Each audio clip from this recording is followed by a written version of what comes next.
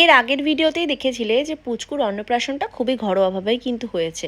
কিন্তু সেদিনকে অন্নপ্রাশনে ওর বাবাই উপস্থিত ছিল না, কারণ ওর বাবা ছিল হসপিটালে অ্যাডমিটেড।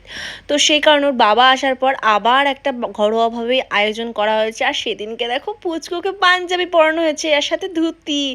কি দারুণ লাগছে না, একদম মনে হচ্ছে ছোট্ট বর। কি কিউট না ও।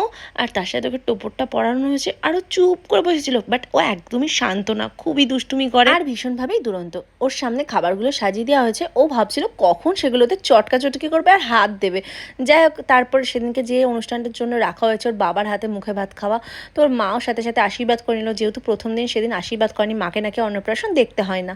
তো আমিও সেদিনকে একটু পায়েস খাইয়ে দিয়েছিলাম, আর সব আয়োজন মোটামুটি মায়ের রান্না করেছিল, আর বাকিরা আমরা সবাই মিলে সাজিয়ে গুছিয়ে দিয়েছিলাম। আর সেদিনকে ছোট্ট বরটাকে নিয়ে তো কতই না মাতামাতি, সবাই মিলে কতই না চটাচটকি করে ওকে।